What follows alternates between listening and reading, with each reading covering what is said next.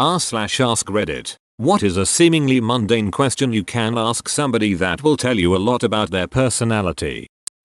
What's the last thing you did for the first time? Well, now I'm having an existential crisis because I can't think of anything. Don't feel bad. It's really not the right year for that question. One of my standard job interview questions is, tell me about something you like doing that you're good at. I don't really care what the answer is. I just want to see passion, effort, and creativity. I don't really care what the answer is. Phew. Thank God for that, cause my answer's going down on your mom. Duck, you shall see. My father-in-law went on a job interview about 10 years ago and absolutely nailed the interview. As he was being shown around the office, a higher level person in that company who normally wasn't there just happened to be there that day. After they were introduced, he asked my Phil what kind of animal he would be. My Phil said he panicked and picked bear. He's a bigger guy. And the other guy said something along the lines of, that's a little too aggressive, maybe this isn't the job for you. So he didn't get the job, but I guess it worked out because he's got a pretty good job now, and if I was him I wouldn't want to work for someone who hires people based on what animal they think they would be. The right answer was, I'd be a parasite that lives in your eye and eats away your optical nerves. Oh, you sound like you'd be good in management. What would you do if you won the lottery? For me, it's a non-invasive way of listening to people's attitudes on finance in general, and also how they feel about the rich. First things first, I'm going to get a financial advisor. I'd have no idea what to do with that much money, and I don't want to end up a mess. Same here. My first thought about winning the lottery is, how do you go about finding a reliable financial advisor when you've just won the lottery and everybody is suddenly offering financial advice to you? Do you put the cart back when you're done shopping? I put my cart away, but seriously, whether someone puts their carts back really shows you what they think about rules, social norms, and whether they will follow them when someone isn't looking or judging them. It's really interesting, and it's called the shopping cart theory. Is this a real theory? It's not a single question, but by the second or third date with a guy I would ask him to go bowling. As it turns out, there's many ways to play the game. Do they take it too seriously and get competitive or angry if they don't do well? Does he act disinterested or bored of the game? Do they try to teach me how to play, or do they just try to be goofy, have fun with it? Do they order 2 pitchers of beer and get totally smashed? In my opinion, you can learn a lot about a person by the way they approach bowling. What if a guy just ducking sucks ass at bowling? Because I totally do, but I own it and still enjoy it. If you will still have fun and not be a grouchy competitive a-hole about it, then that's great. What book would you like to live in? A really, really big one. Practical, I see. Did I just see you digging through the trash? I didn't know we were playing Stardew Valley. Duck you, Alex. I hate you anyways. Got this one in an interview once. How do you go about eating a muffin? Learned a lot about muffin anatomy that day. It was a bakery after all. Edit. The bottom is also called a stem BTW. Just in case anyone needs some muffin trivia in their back pocket. Edit 2. Also known as stumps. Yes. This was a highfalutin place, so they preferred to refer to them as stems. Oh ho ho, he knew a guy at uni that sat at his desk, naked, and just slammed his face down into him like a dog eating out of a bowl. Guy was weird AF. I knew a guy. Sure you did. Naked muffin eating man. I've shared this before, but I feel it's pretty relevant and a great way to find out more about a person. Years ago I went out on a first date with this girl I met online. I thought she was very attractive and we had so much common that I thought she was perfect. In addition to that, we seemed to hit off well through texts. So I figured this date would go well. We're at this bar and she suggests we play a people watching game where we try to make up backstories for the other people there. I thought it sounded fun, especially since I played a similar game with friends on the train sometimes. Plus it felt like a good icebreaker to get us talking. Well, she managed to take all the fun out the game by being ridiculously cruel in all her assumptions for no real reason at all. It felt like she was projecting issues she had onto these people. Like one guy was sitting at the bar alone. Could have been waiting for someone. You never know. But because he was alone, he was a ducking loser with no friends that hates his life. I tried to steer the game back to a more light-hearted mood, but she was set on being mean. Completely killed the mood, and after that I lost all interest in her. I just couldn't see myself going on a second date with someone like that, even if she checked all other boxes. However, I did learn that it's a dumb and usually fun game you can use that will really tell you a lot about a person and how well you get along with them. I am like the most boring person to play this game with. Everyone is a spy, all of them. Backstories differ, but they're all spies. Every last one, lol. That's when you switch up the game a little. Spy or muck?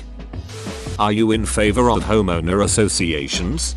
This is a good one because everyone who is familiar with them has such strong reactions.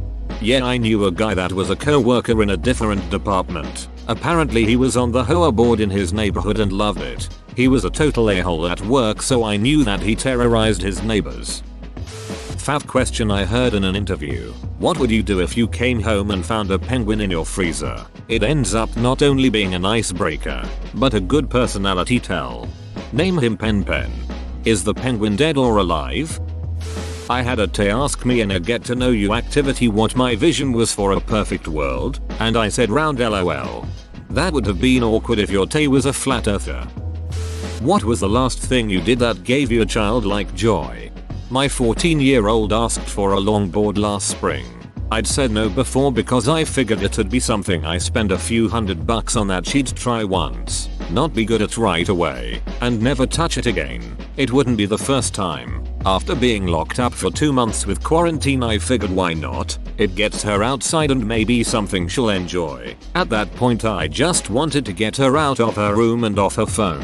I'd never seen her work so hard at something she wasn't good at right away. After 2 back-to-back 6-hour days of practice, she started to get the hang of it and asked me if I wanted try. I couldn't even stand on a board when I was a kid, but as an adult I just got it. I wasn't on it 5 minutes and I said, I need one. We left right then and picked one up for myself. We cruised all spring, summer, and fall. Not only was it great for bonding, I hadn't felt that kind of joy since I was little. A moment I'll never forget. Can't wait for the snow to melt. Oh my gosh, that is awesome. First, I'm impressed she practiced for so many hours. Second, I love that you got it and wanted to go get one so you could do it together. In a job interview, ask your prospective supervisor how much vacation time and sick days they took last year.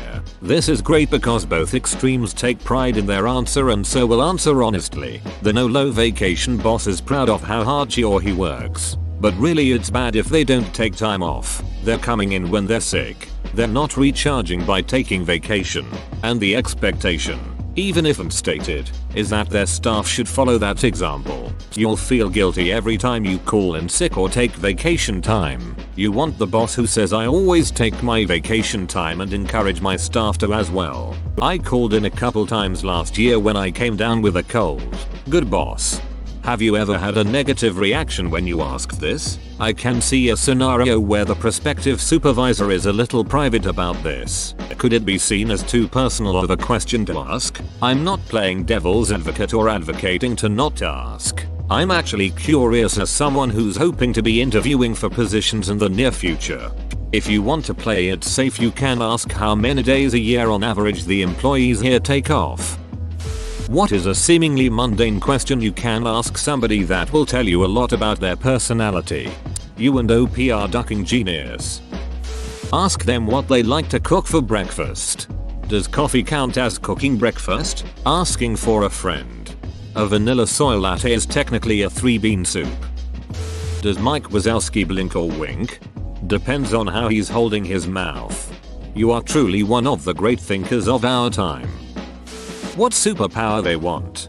I love this question because this girl I knew in college had just the best answer. She said the power to fill things, and after I looked at her kind of funny, she said, you know, like filling my bank account with money, filling my belly with spaghetti, or filling me enemies' bladders with urine. I know there are more powerful powers that could get me wealth or whatever, but man, teleportation would be dope. Can travel the world but always sleep in your own bed and never need to book a flight. Never need to use a public restroom. Easily visit family. Only take road trips if I want. Can live and work anywhere. The rest of life could be normal, but it'd be great. Do you have Reddit? WTF, who told you that? No, I don't have Reddit. Don't really know what that is. What is that, some sort of chat room? Who told you that? Let's talk about something else. The only right answer. What are you having for dinner tonight? It's really cool to hear about what people like, what their culture is like, because food is a huge part of that, and generally just how they live, expensive or cheap, quick or elaborate, adventurous or safe. Ham, mustard, maybe some baby carrots if they aren't bad yet. I might try to make that garlic bread, but it's been in the freezer for like 3 years now. As a kid, what was your go-to selection from the ice cream truck? Disappointment because we were too poor to get ice cream from the truck. The cheapest thing they offered because my dad insisted on getting me something even though I knew we couldn't really afford it, but it made him happy to get me a treat. ETA, thanks for all the awards. Folks, I feel like I should celebrate with an off-brand otter pop. Grilled cheese sandwich or a taco? Who wins in a fight? Grilled cheese, but only if it's a fair fight. If it's prison rules, I'd take the taco. That's pretty racist, but correct. Their favorite color. In so many ways, if they tell you without hesitating, it means they must have probably thought about it before, and it must be a color they really like, that makes them feel at home or makes them happy. Whenever I meet someone and they tell me their favorite color, it becomes a part of them to me. It's not that I haven't thought about it, but it's that I think it's a ridiculous concept. I don't have a favorite color. Some colors look good on me. Some colors look good in a room. Sometimes I want an object to be one color. The idea I'd prefer everything to be a color seems preposterous.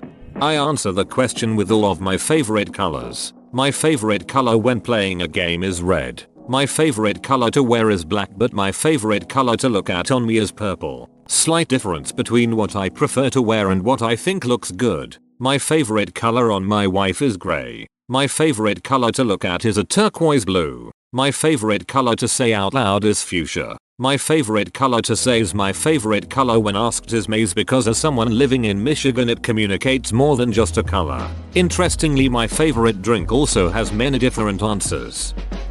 Where were you the night of the murder? Which one? I'm going to need you to be more specific. When I interview people, I always ask them what their favorite type of crisps, chips to you across the water are. It's a throwaway question that's just designed to help them relax a little. But over the years I've noticed that people who give me a very classic brand flavor are very steady workers. Those that tell me they like a newer brand flavor have been generally less reliable and prone to distraction. Edit. Jesus Christ, this got a lot of weird hate. To attempt to answer a few things that I've seen pop up a lot. Yes, I know this isn't a thing. Obviously it's not a hard and fast rule. It's just an observation I've made over the years. It's literally an icebreaker question I use to help put people at ease if they're nervous. I don't use it to make hiring decisions because I know it's not a practical or useful way to hire. I'm an executive chef for a pub company in the UK. I've been in kitchens for 17 years and I'd hazard a guess that the sample size is around 600 people. I'd hate to be interviewed by you. You're a dong arsehole prick cockumble wank pheasant etc. Cool, I'm not interviewing you. Can you calm down now? You're racist. Potentially. I'm a white male. I understand enough about the world to know that I may have racial bias. But I know enough about myself to know I wouldn't pick someone based on race or ethnicity. My kitchens, like most, are full of people from all over the world and they're picked for their skill sets and experience over anything. I literally want the best people for the job. That way my kitchens run smoothly and efficiently. You're biased. If I am, then it's subconsciously. I would have to be presented with two absolutely identical candidates with the only difference being crisp preference to have it form part of a conscious decision. I eat generic brand and flavor. What does that make me? I literally don't know or care. I'm sure you're a wonderful person unless you eat salt and vinegar Pringles, in which case, you have a lot of hate in your heart. Snack preference profiling, huh? Are you a snackist? Think his hiring process is weird? You should see what he does when he lays off staff. My husband used to work for Bed Bath and blah blah. He told me part of his job was to put carts away. He said that was his favorite part about the job. Wasting time walking around the parking lot finding carts and putting them away. He got to be outside, chill by himself, not have to deal with other worse tasks, etc. Of course this story only came up after I gave him some shit for not putting the cart back one time. This story was his elaborate rationale for not putting a cart back and to prove he was in fact a nice, normal, compassionate human. Normally, a fastidious cart returner, I started to leave my cart, thinking I was actually being nice and even more compassionate than ever before. I probably only did it to 5x until I realized he's just an a-hole who has now made me into an even bigger a-hole. I now get to think about how much we are both a-holes in our own ways every time I return a cart. Do you install your toilet paper with the flap over or under? If they say under, they're heathens. This is one where I know I'm the outlier, but I don't understand why. I genuinely don't care. I put the roll in however it happens to be oriented. Over, under, whatever. I have no idea why this is a hill folks will die on. There actually is a reason why though, if you want to know. It's got to do with the tension for when you pull off a piece. If you grab the flap and pull to tear, if it's the under flap it will cause the roll to continue to roll in that direction and unravel more than necessary. But if it's over, the weight of the roll will stop the motion from continuing in that direction and make it easier to tear the piece off. I'm doing a poor job of explaining because I'm not a scientist, but try it sometime and see for yourself. What's your favorite dinosaur? In my last year of college, I took a prehistoric history class and was loving it. I, a history major, commuted by light rail to school and would end up spending the hour or so on the train congregating with other history majors. One day, I asked this group, "What's your favorite dinosaur?" Most of the people gave answers like velociraptors or that they hadn't really been interested in dinosaurs since they were kids, which was fair enough. But one guy said, "I don't believe in dinosaurs and that the earth was 6,000 years old." This was a guy that was studying history for the sake of teaching children history, and he was denying that most of the earth's history didn't exist, despite learning otherwise in the classes he was specializing in. I lost a lot of respect for him that day, and now, having a favorite dinosaur is a barometer test of mine. Edit. Thanks for the awards. But please don't feel the need to spend money like that for edit awards. My favorite is the Archaeopteryx, but I usually tell people that I like the Brontosaurus since its name means thunder thighs. Edit 2. Yes, dinosaurs are technically prehistory. I did not use history correctly in the academic sense. I appreciate you all for pointing it out since it was a teachable moment. But I would love it even more if you could also include your favorite dinosaur with your comment pointing that out. D. What is the airspeed velocity of an unladen swallow? If they know, that will tell me a lot. Edit. Apparently, I didn't put the word velocity in there at first. Haha. African or European? What soup they like? Vanilla soy latte. I see you made it this far down. Love the reference from the same thread. Asking about why something ended, be it a past job or a relationship, you learn a lot pretty quickly about someone. My girlfriend's dad always uses one interview question that makes or breaks a possible hire. Why are manhole covers round? The goal isn't to know the answer, it's to show that you are willing to critically think about a problem before you say you need help. Edit. Spelling. And thank you for the silver kind stranger. Because pipes are round, because people are roundish, because circles possibly use less material than squares, because they are super heavy, and if they are round then they can be rolled on their edge. You're like jazz? Do you prefer night or day? Night. It's calm and peaceful. I very much enjoy my alone time. And night when everyone's asleep is the best. Do you sleep with your socks on? Yes or no? Alternative phrasing. How do you judge people as fast as possible? In a group setting we had a facilitator ask, do you judge people based on what they're wearing? My friend answered, it depends on what they're wearing. It brought me joy. Edit. People are really analyzing this. My friend commented what she did because she obviously does judge people on what they're wearing. It was snarky and made me laugh. That's about it. Saving this thread for my next human interaction. I foresee much less awkward silence. Wish me luck. What do you know Tim Curry from? Edit. Wow. RIP inbox. Thanks for the award. Do you have pets? No. The stuck in a hole. Ooh squirrel. Semicolon, then check to see if they get excited at the prospect of a squirrel. What does HP stand for? If you won $10 million in a lottery, what would you do with the money? You'll know almost immediately if they are selfish or generous, greedy or giving, shallow or deeply thoughtful, financially responsible or just plain stupid. Or, they know how to craft a believably generous or responsible response due to social expectations while knowing that in the case of it occurring they would just keep the money. Don't put too much stock in hypotheticals, since with a lot of them you or even they won't know how they would act when the chips were down. How would you describe the internet to a caveman? It will show you how they look at what the internet is used for. For example, some might say it's a source of information, or it's a way to connect people who are far away. I know one person who said they wouldn't explain it to a caveman because they wouldn't go back in time without AC. Whoa, you made it to the end? You're a ducking beast. I'll cut you a deal. Smash like and subscribe for more curated content, bruh. It's free and that's a great price.